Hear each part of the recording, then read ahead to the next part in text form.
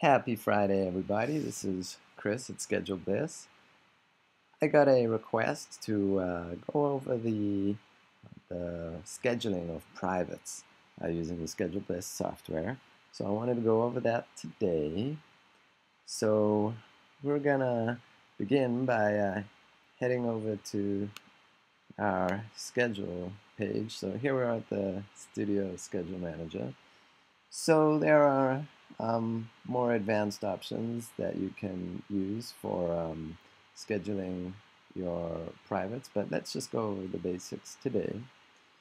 The first thing you're going to do is head over here onto the left, just underneath the title where we've got click to schedule. So we want to schedule a private, so we go down to privates, and the privates manager comes up, and we've already got two types of private sessions defined, and if we wanted to go and create a new one, so far we've got private yoga session and a Pilates reformer private.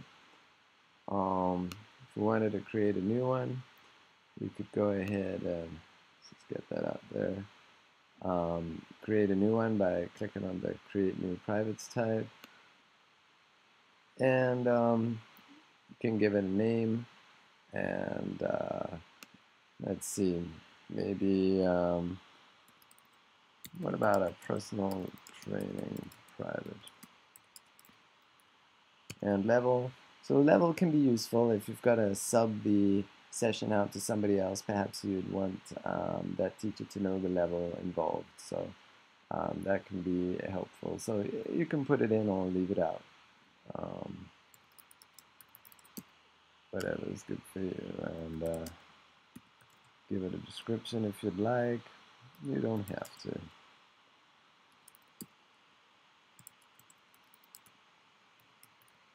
Alrighty.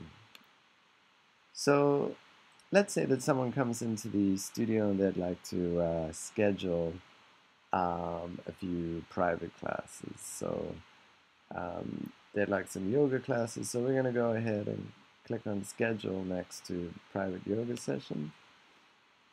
And the schedule private yoga session window comes up. You need to select a staff member. I'm going to go ahead and select me, Chris. I'll be handling this session. And so we go over to client and we start typing their name. So the important thing to remember right here is that we're scheduling a block of sessions for a private client. At this point, we're not checking the client into any of those sessions. We'll do that later. We'll check them in later. We're also not accepting payments at this point. All we're really doing is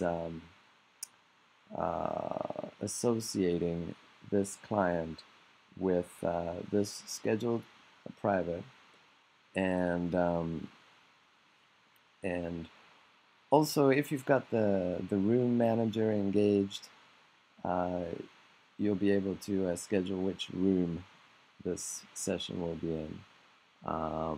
I don't have it engaged on my demo system here, but you could set up which room and which location the private will be at, and that'll help you with your room management and location management. But we'll definitely go over that later as well. So let's say that it's Friday today, and let's say that Anne would like to come in for her first session on Monday. And she says, you know what, it's about 6 months till the end of the year. I'd like to keep my classes up until the end of the year. So we go ahead and set that up. And she says, well, I'd like to come in every Tuesday at maybe 3 p.m.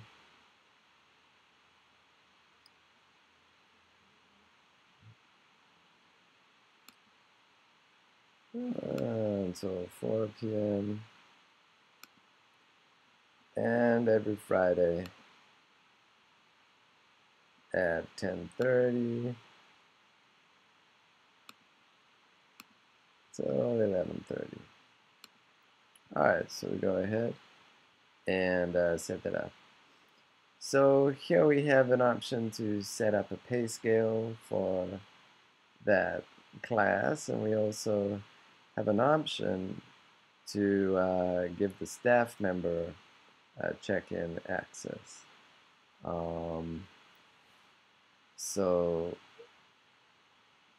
my staff member that I've got set up here, which is me, Chris, has the full administrator privileges, so that overrides this staff member check-in access. So it can actually stay no, and I'll still have access to checking it in. So if you're the studio manager, you'll be able to check in all of the classes, or else you can go ahead and give access for that. All right, so let's go ahead and schedule that now. Alrighty.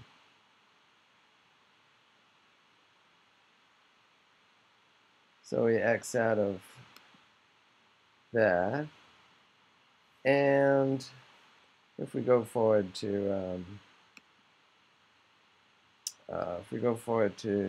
next week, you'll see over here that we've got a private yoga session scheduled with Ann Austin, and if you've got the studio and the room manager engaged, you'll see which studio and which room that private is set up for.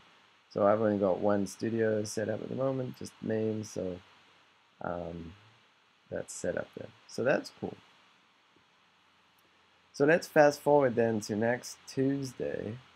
So let's say that Ann Austin comes in at 3 p.m. for her session. So we're going to go ahead and go to our check-in. So we need to go and select next Tuesday. Alrighty. And notice here that we need to select the privates program. And you'll see that we have a 3 p.m. private yoga session booked on Tuesday. So Anne comes in, and she would like to pay for her private yoga classes. So if we go over to our passes real quick, you'll see that we don't have a pass type for her yet. We don't have a privates pass type. So we're going to go ahead and create a new pass type. So let's call this pass a private single session. So it's going to be a visit type. There'll be one. It'll be valid from the start of the purchase day. We could choose to have it start of purchase day, beginning of purchase month, or specific date, or first visit even. But that's fine. Maybe we can, let's say that we give our clients 6 months to use. So it's valid from the start of the purchase day, and it's valid until 6 months in the future. We need to give this pass a price. So let's say that the private is $100. We definitely want to have the pass available on our website so that clients online can purchase them. So we're going to go and set that to available, yes. Program, we got to choose our program, so not classes or events, it's for the privates. So we're going to go ahead and create that pass template. Alright. So there you can see our private single session pass. So we could do the same for 5 packs, 10 packs of privates. So going back to our check-in, and Anna's come into the studio, and she'd like to get set up. So we're gonna head over to our sales. Alrighty, so it looks like we've got an old ticket here. That's okay. We can go ahead and clear that up. Alrighty. So Anne comes in, so we select her from the list, and we choose the location of the studio. She's come to the main studio. So from service items, we're going to go ahead and select that private single session. So as you can see, it's $100. She's buying one, and it's valid from today's date, and valid exactly 6 months. So we'll go ahead and add that item. Maybe she's paying by cash, so we go ahead and select cash. And we can go ahead and finalize that sale.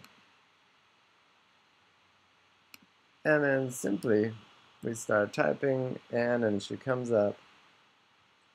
Ann Austin, private single session. She's used 0 of the 1 passes on that, and we can go ahead and check her in. So as you can see, when we were looking at our schedule, if we go to next week where her schedule is, you can see that her name is associated with that private session. But that doesn't mean that you can't have a semi-private session with maybe 2 people, 3 people, 4 people, whatever the case may be. You can check as many people into that session as you like and sell as many passes for that session that you'd like, but the appointment is made with one person in the privates and other kinds of appointments. So going back to next week, so Anne really enjoys her class, and if you recall from our setup, she's due to come in again on the Friday. So fast forwarding to the Friday, you'll see that we've now got her 10:30 a.m. Session. So once again, we would go to sales, and who knows, maybe this time we would sell her a 10-pack or something like that, so we could go ahead and set up a pass for that so that she could come multiple times.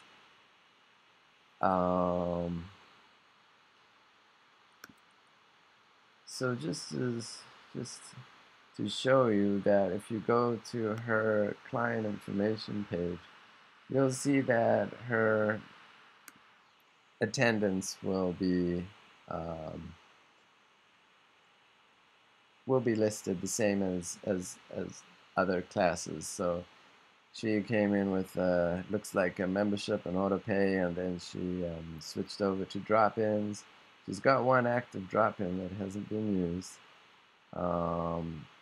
and here we can see the private session that she's taken. So all of those, the privates will show up just as same as the classes, and the same with the purchases over there. Alright, so heading back over to the schedule, you'll now see that from next week onwards, every Tuesday we see Ann Austin's session, and every Friday Ann's session again. um, it's going to be scheduled. So once again, it's on the schedule. It's the room and the location is reserved and the time. So no other class can be scheduled in that room at the same time. But you still need to obviously issue a pass when she pays and remember to check her in. Um, so if you need to, let's say that she calls last minute on Friday and says, you know what, I can't come in today, you can go ahead and cancel just that Friday session. So here you can set the start and the end date for that cancellation. So we just want to cancel the one day. So we cancel that, and here you can see that her session has been canceled. So you could go ahead and schedule another private in that slot. So just to show you real quick, if we go back to her class on Tuesday,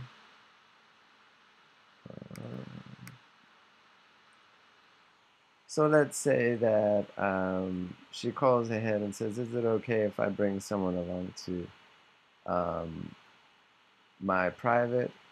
And at that point, you can either choose to issue a comp, or maybe, depending on who it is, maybe a friend called Cooper is coming to that same private, and you're going to issue a private single session. But because he's coming to her session, maybe we're gonna put in a discount, putting in a 50% discount, so it's only $50 for that private. Go ahead, put that on that bill, add a payment, maybe a payment by check, apply that,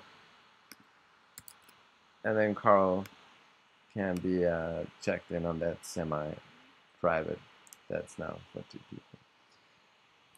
Alrighty, so I hope that explains how to get started with setting up privates at your studio. If you've got any questions, or if you'd like me to cover any other things in these upcoming videos, send me an email or leave a message on the ScheduleBliss Facebook page, and I will do my best to put a video together for you. Otherwise, have a good weekend and enjoy scheduling your privates with ScheduleBliss.